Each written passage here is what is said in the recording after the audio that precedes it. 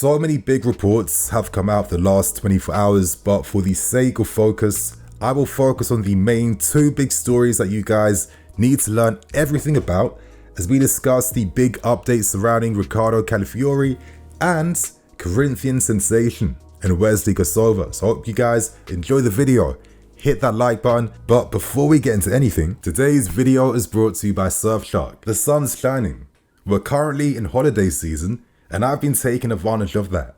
I've recently just got back from Lake Como in Italy, and for all the beauty that I witnessed in Lake Como, sadly, there was absolutely nowhere to watch any of the Euros games in any bars or any pubs.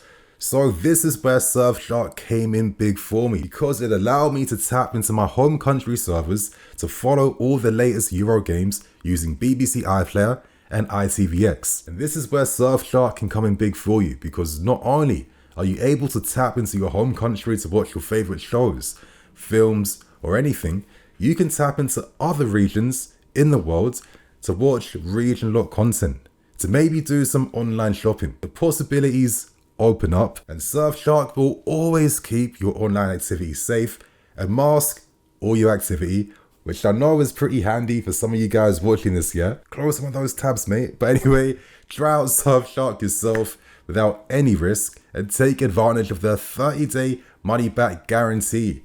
Use my exclusive codes BLTV for free, which you can see on screen, and this gets you 4 extra months. So my friends, all the links you need are provided below in the description, and thank you to Surfshark for sponsoring today's video. And we focus on the big updates today surrounding the future of Ricardo Calafiori, because at the moment it seems like Arsenal may be in the lead when it comes to negotiating and striking a deal. As we know, right now it's between us and Arsenal fighting it out to sign Calafiori. Arsenal have had a 47 million euro bid turned down, but they are ready to come back again with an improved 55 million euro offer, which is closer to the 55 to 60 million euro range Bologna are hoping to receive. Arteta has approved the move, and Arsenal already have good relations with Bologna after buying Tomiyasu from Bologna a few seasons back. We are also negotiating with Bologna, and at the moment, all we've learned is that so far, we've offered money plus a player exchange. Let's see how that works out, because as we know, Basel own around 40% to 50% of any profit from a Calafiori sale. Bologna have remained adamant that they want a cash-only deal. They want to receive the maximum amount of money for a sale. We can't forget that Juventus have been turned down time and time again after hoping to balance out that difference in fees by offering players in exchange. And they gave Bologna a wide range of players to select from, up to 2 players plus money, and Bologna still turned that down. Of course, the reality suggests that Bologna will only pocket around like 25 million to 30 million euros from a potential sale. If we offered good money and some interesting players in a separate deal included in a move for Calafiori, could it possibly tempt them? In my opinion, I don't feel that confident. I think Bologna are remaining adamant. They are set to receive a record amount of money for the player's sale, especially after his exploits in the Euros. They won't feel the need to accept any players in exchange when right now receiving maximum amount of money is in the club's best interest. And with Bologna now signing Juan Miranda from Real Betis, it does seem like they may have found their Calafiori replacement, so I would be very surprised if they accept any player exchanges from us. Now things get a little worrying, because it seems like Calafiori is interested in Arsenal's project. Does it surprise me? It feels like Arsenal's team right now are more catered towards winning and challenging for honours right now. You could argue we are still at least 1 to 2 seasons away from really competing for major honours, so I can only cross my fingers and pray that Enzo Maresca will be talking to Calafiori, persuading the player why you need to sign for us. Hopefully it attracts Calafiori, because in terms of a contract offer, rumours suggest that Arsenal will be paying him around 4 million euros a year, which is still good money. We could match that, we could increase the offer too, but the reality simply is this: with Arsenal really having the finances now to pay the money that Bologna want compared to us who are hoping to offer players in exchange, this isn't necessarily the best news at the moment. So we are forced to react right now. Are we going to up our offer, or is this move for Calafiori potentially over? I think to myself that Calafiori would really just boost the defensive quality of Arsenal, because I know what Arteta's planning on. He'll have Timbers returning back from his injury next season, playing as that right back, with Saliba, with Gabriel, and then Calafiori, of course, playing the inverted roles. Arsenal could have one of the best back lines in the league. But then equally, would Calafiori have the same license to play his best football going to Arsenal playing this inverted Zinchenko nonsense? I'm not too sure, because a lot of his best work has come from playing as a centre-back or moving out to play as a wider centre-back who has that license to attack from deep, roam into midfield and carry the ball over distances. I feel like moving to Arsenal, tactically, there'll be a lot of responsibilities for him to maintain his position, and could that affect some of the adventurous play that's in the player's game? I feel like Calafiori would be able to play his game to the maximum amount of freedom and license, working under an Enzo Maresca. If we're currently negotiating to try and sign him, we must really stress this possibility to him. But I know the other side of the argument. Nini, Calafiori, yes, the aura's amazing. Yes, I'm attracted to him. Oh yeah, he's a good footballer as well. Okay, I'm not gonna take the piss out of you guys like that. But obviously you're thinking, yeah, all right, Nini, we got Corwell, Badiashile, Cucurella, and Ben Chilwell. I think we are pretty stacked when it comes to left-footed defenders now.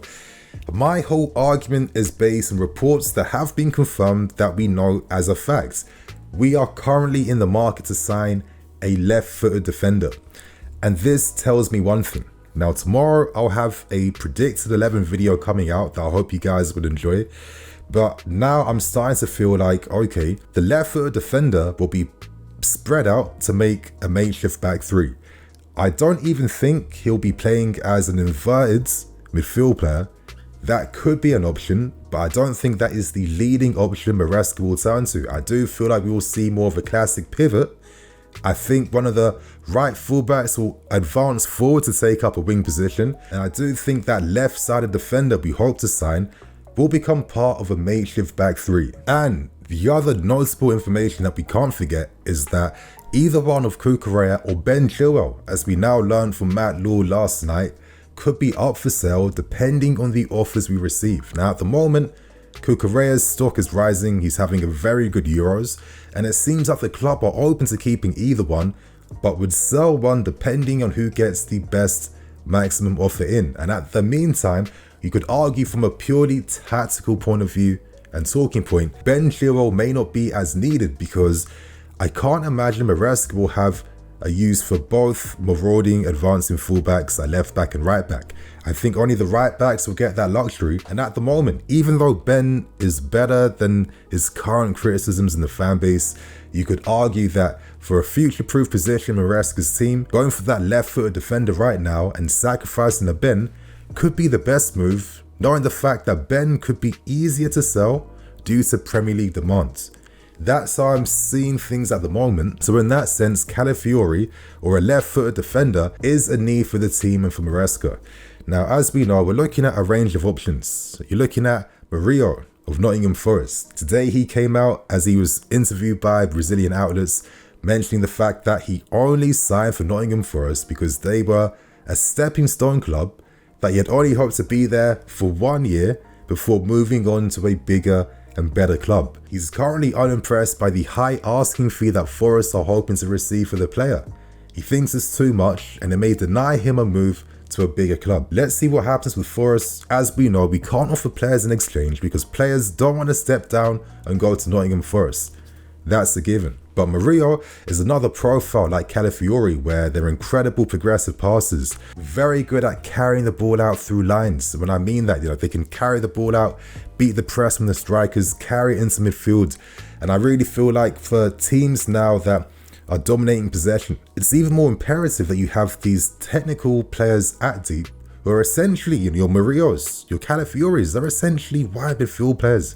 That's how good they are right now, who can create havoc by starting their runs from deep, attracting players towards them, and freeing up space in the final third. We saw Calafiori do that in the Euros recently, setting up the winner for Italy.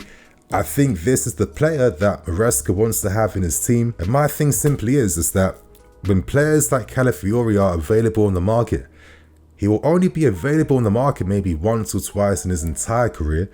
You have to take these moments, you have to seize them, you have to sign the very best players for the profiles and roles you want. Calafiori is the best one because not only is he elite on the ball, not only is this guy great defensively with his positioning, he also has that aerial threat. He's also tall, he's also very fast. He's that complete package, and I just think that would be a massive mistake if we don't really fight out now to sign Calafiori. So my friends, they're my thoughts and opinions on this move. What are you guys thinking? Can we do this, or do you feel like Arsenal are set to beat us for the first time? Let us know below. And we end things with another breaking story developing from France. As reported by journalist Sebastian Denis, he reports that WESLEY GASSOVA, the Corinthians left winger, who's tearing things up in Brazil right now, is interested in the move to Liga. It's a very insightful article, but I'll only focus on the main points that involve us. But in the meantime, he's probably one of the most in-demand players in Europe because clubs from all across the top divisions in Spain, Germany, France, England, West Ham, and a host of even more clubs, they are all desperately fighting it out right now to sign WESLEY GASSOVA. In the meantime, FC Porto had a bid rejected of around 8 million euros plus 2 players in exchange. Corinthians said no. They're hoping to receive around 30 million euros. That's around 25 million pounds. And that's because WESLEY GASSOVA owns around 30% of his economic rights, as most top players in Brazil normally do. In the meantime, the French journalist has confirmed the fact that we have already made a 17 million pound opening bid alongside West Ham and alongside a host of other clubs.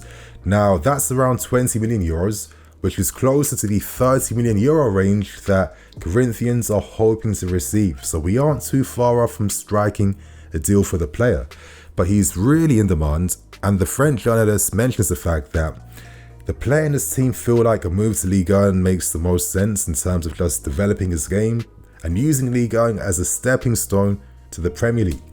That could be the case. That could be old news, that could be current news, who knows? But the fact that so many clubs from top divisions across Europe are after him makes me think, why would Ligue 1 in particular be the perfect league to use as a stepping stone? I guess maybe it's not as intense as La Liga. Maybe, I mean, I'm not too sure, to be honest with you. But right now we have made a bid. And if you guys remember my video from a few weeks back where I revealed that as we were striking a deal to finalize the move for Esteval Willian, our scouts also attended Corinthian games. We won secret scouting missions following unnamed players. I discussed the players we could potentially be looking at. And WESLEY GASSOVA was my realistic player. I thought, okay, this is the player that we may make a bid for because he fits the profile.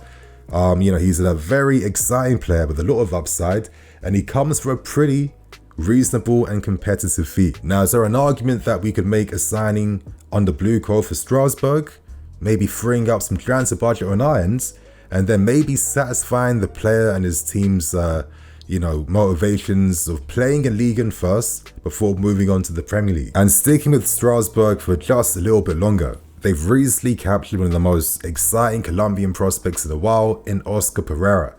Now, Oscar Pereira signed under Blue Code, thinking that he has a pathway to Chelsea's first team in the future, and Strasbourg were attractive. So I think to myself, it would be kind of egregious to then sign another player that plays in this position and have two exciting prospects fighting it out for one position when Strasbourg also have other wingers already in their team. So this is why I get a bit skeptical. I might sound a bit crazy, but I also think that I would not be surprised if he was signed immediately for the first team. Now, I'll discuss this game in a bit more detail later on, but I say this because West Ham have been really battling for a long time, striking up negotiations for a long time now to complete a move for WESLEY. Their idea is to use him immediately in the Premier League, not to loan him out. And I think that WESLEY could offer something to our squad. I'm not saying the first team, but our squad.